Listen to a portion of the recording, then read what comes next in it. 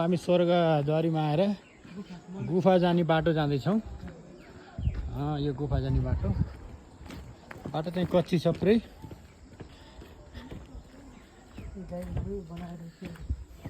गाईको गोबरले पुरै भित्ताभरि यस्तो छ यहाँ के बनाएर।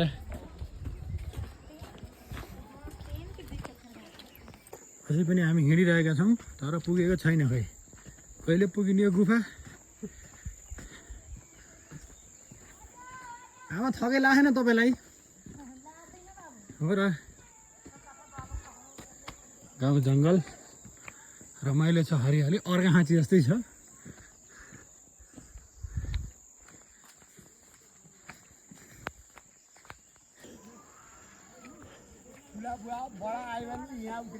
बुवालाई थकै लागे जस्तो छ। थकै लाग्यो के भयो बुवा? थकै लाग्यो? थकै लागे जस्तो पनि हुन्छ निन्दा बुढाबुढी भएपछि। हजुर हजुर। तर त्यहाँ फेरि एक टोली अगाडि गए, एक टोली आउनु बाँकी। अब हामी पनि जाऊँ। जाने बाटो हामी कहाँ जानु लाग्यो रे?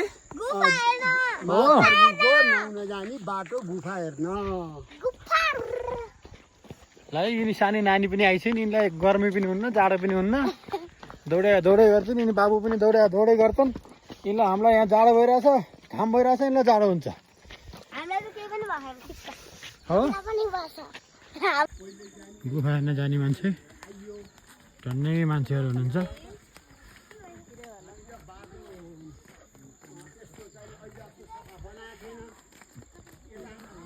अझै आएन है, अझै गुफा जाने बाटो यता लेखिरहेछ। कति टाढा रहेछ। हिँडेको छौँ।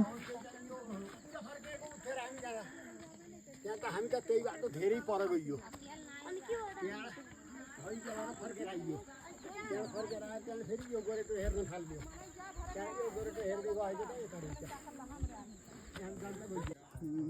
यो गुफा हो तर यहाँ म लुकेर बनाइरहेको छु। फोटो खिच्न पाउँदैन, भिडियो बनाउन पाइँदैन।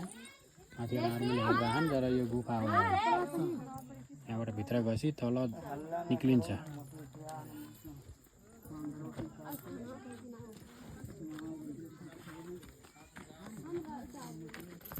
स्वर्ग के अरे यो गुफा जाने बाटो यस्तो छ। पहिला गयो भगवान्ले यहाँ यो गुफाबाट झरेर 16 किलोमिटरबाट गएर बिहान आधा घन्टामा नुहाएर आउने अरे। 16 किलोमिटर यस्तो छ भित्र। कहाँ गइन्छ यो? यस्तो छ है, देख्न सक्नुहुन्छ। हामी अब कहाँ पस्यो केही देखिन्न।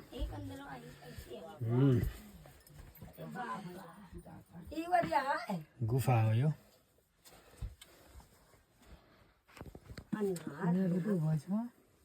यताबाट के छ अवस्था? जाने त रहेछ पुर रहेछ अलिकति होइन। यहीसम्म दर्शन गर्ने चाहिँ व्यवस्था रहेछ। अब गुफा हेरेर हामी फर्केको अवस्था। ओह्रालो बाटो। कुहिरो लागेको छ, शीतल छ अवस्था। ओह्रालो चढ्न गाह्रो छ एकदम। उकालो चढ्न गाह्रो, ओह्रालो चढ्न पनि सजिलै हुन्छ। त्यो कुहिरो लाग्यो, बर्खा लगायो भन्ने महसुस भइहाल्यो।